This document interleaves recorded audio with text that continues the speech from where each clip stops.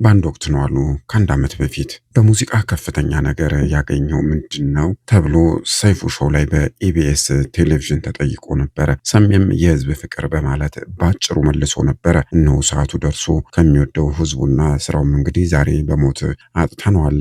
ሰማኝ በለውን የእናቴ ነገር አይሆንልኝም። እሷም እንደዛው ጠዋት ተነስቼ እንግዲህ ከጸሎቴ በኋላ በቀጥታ የማደርገው ስልኬን አንስቼ ለእሷ ነው የምደውለው። እምዬናት አለም ነው የምላት። አቤት ልጅ አለም ትለኛለች። ሰላም አደርሽልኝ ስላት ሰላም አደርኩ ትለኛለች። ቁርስ ቀመሽ ስላት ደግሞ ረግ ያንተን ድምፅ ሳልሰማ አሁን ድምፅን ስለሰማው ቁርስም እበላለሁ፣ ቡናም እጠጣለሁ፣ ማታ ደውልልኝ ትለኛለች። ማታም እንደዛው ነው እንግዲህ ሁሉም እናቱን ይወዳል። ነገር ግን የኛ ይለያል፣ የኔና የእሷ ነገር ይለያል ሲልም ነበረ በነበረው ቃለ ምልልስ ወቅት የተናገረው። እንደምናላችሁ እንደምንስ ከርማችኋል ውድ የግሎባል ኒውስ ተከታታዮቻችን፣ ሰላሙን ያብዛልን፣ ሰላሙንም ያሰማን ነው የምንለው። እንግዲህ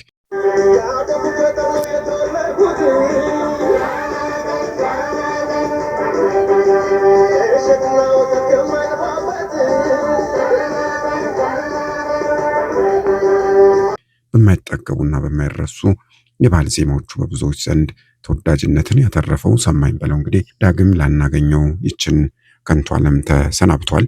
የሞቱም ዜና እንግዲህ ሲሰማ ብዙዎችም በድንጋጤ ውስጥ ሆነው ሀዘናቸውን ሲገልጹ ነበረ። ብዙዎች እንግዲህ በሚጠሩት ሰሜ ባላገሩ በሚለው የቅጽል ስሙ የምናውቀው ሰማኝ በለው በድንገት አሸልቦ ድምፁ ጠፍቷል። በጥበብ ስራው እንግዲህ ደከመኝ ሰለቸኝ ሳይል በፍቅርና በትጋት የጥበብ አፍቃሪያንን ሁሉ የሚያስደስት አርቲስት ነበረ። ሁሌ በስራዎቹ እንግዲህ እድሜውን ሙሉ ማለት ይቻላል ከጥበብ ጋር እንደተጫወተ ብዙዎችንም እንግዲህ እንዳስደሰተ ነው የሚነገርለት። ብዙዎችም እንግዲህ የህመሙን ዜና ሳይሰሙ ነው የህልፈቱን ነገር የሰሙት። ይህ ደግሞ ብዙዎችንም አስደንግጧል ማለት ነው። ለቤተሰቦቹ፣ ለቅርብ ወዳጆቹና ለመላ የጥበብ አፍቃሪያንና ለመላ የኢትዮጵያ ህዝብ መጽናናትን ነው የምንመኘው። ሰሜ እንግዲህ የሞቱ ዜና ከተሰማ በኋላ በርካታ የቅርብ ወዳጆቹና አድናቂዎቹ አዳዲስ ስለ አርቲስቱ ያልተሰሙ መረጃዎችን ይዘው እየወጡ ነው የሚገኙት። ብዙ ያልተሰሙ ያልተነገሩ ድንቅ የሆኑ የአርቲስቱ ስነባሪዎች እየወጡ ነው የሚገኙት። እንግዲህ እነዚህ ማንም ሰው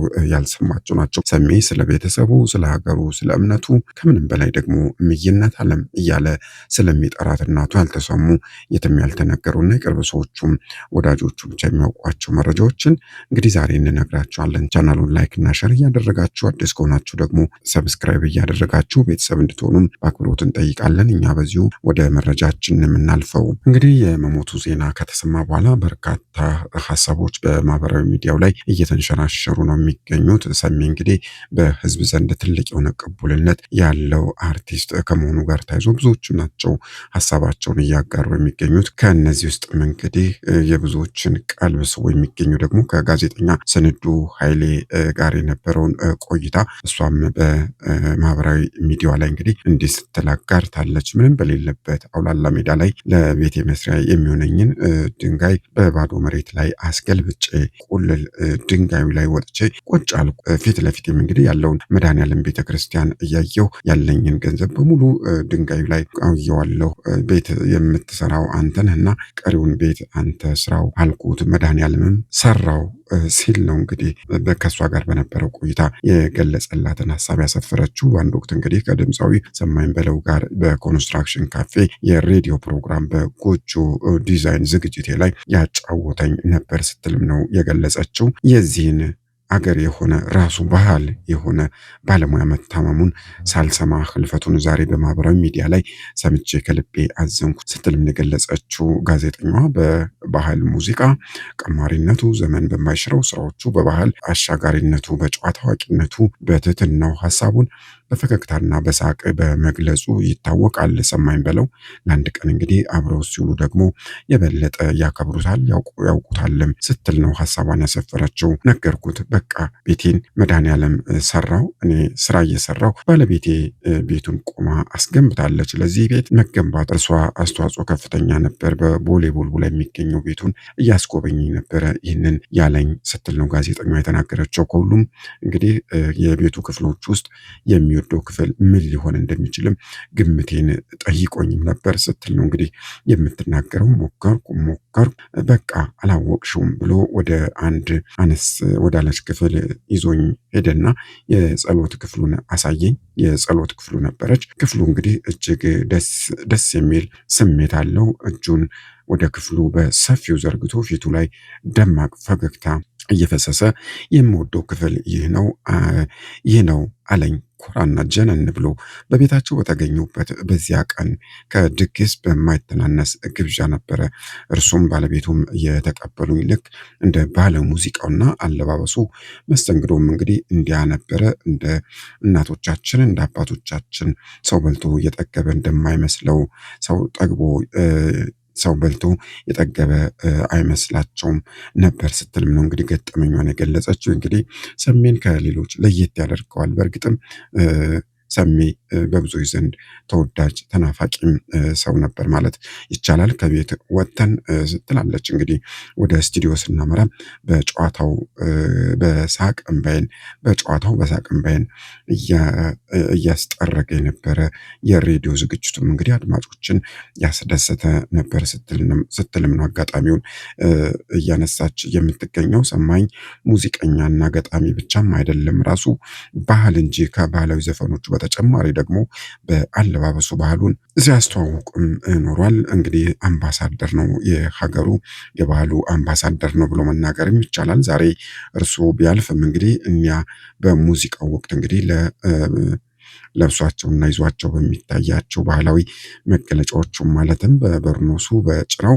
በነጠላው፣ በቁምጣው፣ በተነፋነፉ ሱሪው፣ በኮቶቹ፣ በዱላውና በሌሎቹም እሱን በሚገልጹ ነገሮች ሁሉ እንግዲህ ስናስበው እንኖራለን ስትልም ነው ያስታወሰችው።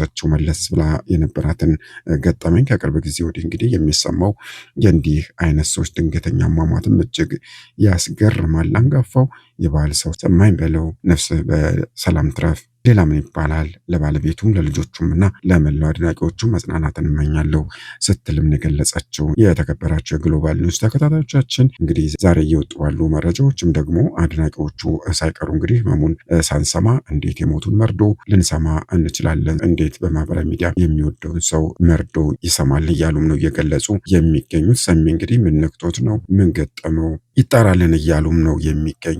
የአርቲስት ሰማኝ በለው አሟሟት ይመርመር ይጣራልን ማብራሪያ እንጠብቃለን ሲሉም ገልጸዋል ማለት ነው። ይህንን ነገር እንግዲህ በቸልታ የምናየው አይሆንም። ለሞት ያበቃው የጤና ችግር ይብራራልን እያሉ ነው እንግዲህ በሰፊው እየጠየቁ የሚገኙት። አርቲስት ሰማኝ በለው ባለፉት ጥቂት ወራት ግሎ ኢትዮ ተርኪ ወደሚባል ድርጅት ሄጄ የክብደት መቀነስ ሕክምና በመከታተል ላይ ነኝ ብሎ እንግዲህ በየጊዜው ያስመዘገበውን የክብደት ለውጥ ዌይት ሉዝ ፕሮግረስ እያሳየን በርታ በሉኝ እያለ ድርጅቱንም እንግዲህ በሶሻል ሚዲያ ላይ ፕሮሞት ሲያደርግም ሲያስተዋውቅም አሳይቶናል። ይህ ሰው እንግዲህ ከዕለታት በአንዱ ጠዋትም ከመኝታችን ስንነሳ እንዴት ህልፈቱን እንሰማለን ሲሉም ጠይቋል። አርቲስት ሰማኝ በለው ለክብደት መቀነስ እንግዲህ የተጠቀመው መድኃኒት ሳይረዳው ቀርቶ ነው ወይንስ ደግሞ መድኃኒቱ ራሱ ጎድቶት ይሆን እያሉ ከፍተኛ የሆነ መደናገጥ ውስጥ ገብተዋል ማለት ነው። ወይስ ደግሞ በህክምና ምክንያት እየተከሰተ የነበረውን የክብደት መቀነስ ነው ልክ በህክምና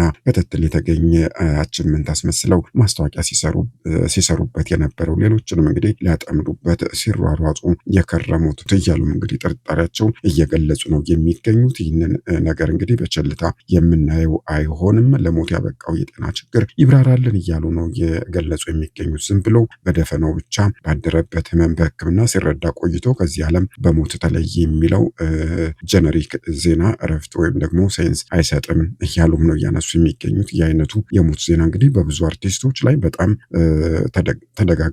ህዝቡም እንግዲህ ለምን ብሎ መጠየቅ አልቻለም። ለምን በማለትም ማብራሪያ ለምን ሲሉም ነው እንግዲህ ማብራሪያ የጠየቁት። ይህ በእንዲህ እንዳለም እንግዲህ የተከበራቸው ግሎባል ኒውስ ተከታታዮቻችን ይሁኔ በላይም አርቲስት ይሁኔ በላይም እንግዲህ የታዋቂውን የባህል ድምፃዊ ሰማኝ በለውን ህልፈት ተከትሎም የተሰማውን ጥልቅ ሀዘን እንግዲህ ገልጿል። የሞቱን ዜና ከሰማ በኋላ ማለት ነው። ድምፃዊ ይሁኔ በላይ ባስተላለፈው የሀዘን መግለጫም ከሟች ጋር የነበራቸውን የልጅነት ትዝታና እንደዚሁም ደግሞ የረጅም ዓመታት አብሮነት በማስታወስም ሀዘኑን አጋርቷል። በመልእክቱም እንግዲህ የአብሮ አደግ ጓደኛዬን የባህሉን ፈርጥ ሰማኝ በለውን ህልፈት ሰምቼ እጅግ አዝኛለሁ ሲልም የገለጸው። እግዚአብሔር ነፍሱን ይማር፣ ለቤተሰቦቹም መጽናናትን ይስጥ ነፍሱ በገነት ትረፍ በማለት ለሙያ አጋሩ ለአብሮ አደግ ጓደኛውና ለባህል ሙዚቃ ባለውለታው የመጨረሻ ስንብቱንና እንደዚሁም ጸሎቱንም አድርጓል። ይሁኔ በላይ ሁለቱም እንግዲህ ድምፃውያን የኢትዮጵያን የባህል ሙዚቃ በማሳደግ በማዘመን እና ለሕዝብ በማድረስ በኩልም እንግዲህ ትልቅ አሻራ ያሳረፉ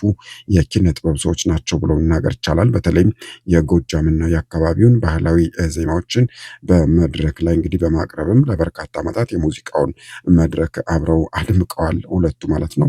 የሰማኝ በለው ማለፍ ለመላው የኪነ ጥበብ ቤተሰብና እንደዚሁም ለአድናቂዎቹም በተለይም ደግሞ እንደ ይሁኔ በላይ ላሉ የልጅነትና የሙያ አጋሮቹም እጅግ ከባድና ልብን የሚሰብር ሆኗል ማለት ነው። በተመሳሳይም እንግዲህ ያሬድ ሹመቴም ለመታሰር ትኬት ቆርጦ ከአሜሪካ የተመለሰው ሰሚ ባላገሩ ሰማኝ በለው ሲልም ነው ሐሳቡን ማስፈር የጀመረው። ድምፃዊ ሰማኝ በለው ሐምሌ 7 ቀን 1994 ዓ.ም ከሌሊቱ 10 ሰዓት ላይ በአዲስ አበባ በአምቢስ ድልድይ አካባቢ መኪና ሲያሽከረክር አደጋ ደርሶበት ነበርም ነው እንግዲህ አጋጣሚውን መለስ ብሎ እየገለጸ በመግለጽ እንግዲህ ያሬድ ሹመቴ ስለ አርቲስቱ ሲገልጽ የነበረውን ትዝታ የገለጸው ማለት ነው። በአደጋው ወቅትም አብሮት የነበረውና የታወቀው የግጥምና ዜማ ደራሲ ግሩም ተስፋዬ ሕይወቱ ሊያልፍ ችሏል። በቸልተኝነት መኪና በማሽከርከር የሰው ነፍስ እንዲጠፋ አድርጋል የሚል ክስ አርቲስት ሰማኝ በለው ይመሰረትበታል። ፍርድ ቤቱም እንግዲህ የሰማኝ በለውን መከላከያ ምስክሮች ከሰማ በኋላ በቸልተኝነት የሰው ሕይወት በማጥፋት ወንጀል ጥፋተኛ አድርጎ በ3,000 ብር የገንዘብ ቅጣት ያሰናብተዋል ማለት ነው። የገንዘብ ቅጣቱን እንዲከፍል ከተደረገ በኋላ በነፃ ቢሰናበትም አቃቤ ሕግ ግን ቅጣቱ እጅግ አነስተኛ ነው፣ የቀለለ ነው፣ አደጋው ሆን ተብሎ የተደረገ ነው በሚል የቅጣት ማሻሻያ ይግባኝ ጠይቆበት ነበረ። ከፍተኛው ፍርድ ቤት ደግሞ መዝገቡን እንደገና መርምሮ የቀድሞውን የገንዘብ ቅጣት በመሻር በድምፃዊ ሰማኝ በለው ላይ የ5 ዓመት ጽኑ እስራትም ይፈርድበታል ማለት ነው። የእስር ውሳኔው ከመተላለፉ አስቀድሞ እንግዲህ ሰማኝ በለው ለስራና ለሙዚቃ ዝግጅት ወደ አሜሪካ ሀገር ሄዶ ነበረ። ፍርዱን የተሰማው አሜሪካ እያለም ነበረ። የፖለቲካ ሻጥር ተሰርቶብኝ ነው የተጠየቅኩት እንጂ ጓደኛዬ ሞቶ እኔ በመትረፌ ምክንያት ብቻ ልጠየቅ አይገባም ብሎ ቢያምንም እንግዲህ ፍርድ ቤቱ ያስተላለፈበትንና እሱ ደግሞ የሚያምንበትን የእስር ፍርድ ተቃውሞ አሜሪካ መቅረት የሚችልበት እድልም ነበረው ማለት ነው ሰማኝ በለው። ይሁን እንጂ የጓደኛዬ ደም እያሳደደኝ በሰው ሀገር በስደት መኖር አልፈልግም፣ ፍርዴን ጨርሼ በነፃነት መኖር አለብኝ በሚል የህሊና ውሳኔ በራሱ ፈቃድ እንግዲህ ወደ ኢትዮጵያ ለመመለስም የወሰነበትን አጋጣሚ ያሬድ ሹመቴ አንስቷል። ይህ እንግዲህ የአርቲስቱን ስብዕና ጭምር የሚያሳይ ነው። ለሰው ያለውን ፍቅር ለእውነት መቆሙንም በትክክል ያረጋገጠበት ነው ብሎ መናገር ይቻላል። ሰሚ ሳይውል ሳያድር እንግዲህ የአውሮፕላን ትኬቱን ቆርጦ ወደ ሀገር ቤት እንደተመለሰ በቀጥታ ወደ ተፈረደበት እስር በፈቃዱ ይገባል። ይሁን እንጂ ሙሉን 5 ዓመት አልታሰረም። በእስር ቤት ውስጥ በነበረው እጅግ መልካም ስነ ምግባርና ኪነ ጥበብ ክፍል ውስጥ ደግሞ ለሰጠው ከፍተኛ አገልግሎትና እስረኞችን የሙዚቃ ትምህርት ሰጥቶ በማስመረቅ ባበረከተው ቀን አስተዋጽኦም የይቅርታ ዕድል አግኝቶ እንግዲህ ከ2 ዓመት ከ6 ወር እስራት በኋላ በነፃ ተለቋል ማለት ነው። እንደዚህ ያለ ሞራል የነበረው ተወዳጅ ከያኔ ነው ያጣ ነው ሲል ነው እንግዲህ ያሬድ ሹመቴ ስለ ሰሜ የገለጸው ማለት ነው። ሰሜ ባላገሩ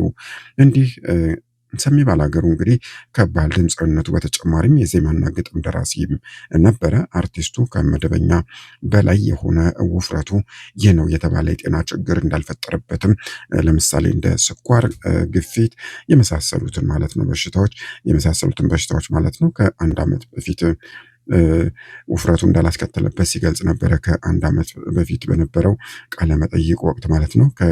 ቅርብ ጊዜ ወዲህ ደግሞ እንግዲህ ውፍረቱን ለመቀነስ የተለያዩ የሕክምና ዘዴዎችን ሲከታተል የቆየ ሲሆን ጥሩ ለውጥ እያመጣ ስለመሆኑም ከሰሞኑ በማህበራዊ ሚዲያዎች ላይ ራሱ ሲገልጽ ነበረ። ይሁን እንጂ በርካቶችን ባስደነገጠና ባልተጠበቀ ሁኔታ በህመም ምክንያት እንግዲህ ከዚህ ዓለም በሞት መለየቱ ተሰምቷል። የመጨረሻ ሰዓታቱን እንግዲህ በተመለከተም ልጆቹን ዋቢ አድርጎ የገለጸው አቻሬ ሚዲያም ሕይወቱ ያለፈ ዕለት ጠዋት እንግዲህ የድካም ስሜት ተሰምቶት በልጆቹ አማካኝነት ወደ ሆስፒታል እየተወሰደ ነበረ። ወደ ሆስፒታል በሚወሰድበት ወቅት ግን ወንበር ላይ ዘንበል ያለ ሲሆን ሆስፒታል ደርሶ ከገባ በኋላ ብዙም ሳይቆይ ህይወቱ ሊያልፍ ችሏል ሲልም ገለጸው። በባህር ዳር ተወልዶ ያደገው ድምፃዊ ሰሜ ባላገሩ ገና በ14 ዓመት ታዳጊነቱ በባህር ዳር ህፃናት ክፍል በመቀጠል በአዮማና እንደዚሁ በግሽ አባይ ኪነ ጥበብ ቡድኖች ውስጥ በመሳተፍም የጥበብ ጅማሮን አድርጓል። በዚህም ረጅም ዓመታትን ለዘለቀው ስኬታማ የጥበብ ጉዞ እንግዲህ ጠንካራ መሰረት ጥሏል ማለት ነው። ሰሜ ባላገሩ በረጅም ዓመታት የጥበብ ስራዎቹ በተለይም የሀገር ባህል የሙዚቃ ዘርፍን ወጉን እና እንደዚሁም ደግሞ ስርዓቱን ጠብቆ በከፍተኛ ደረጃ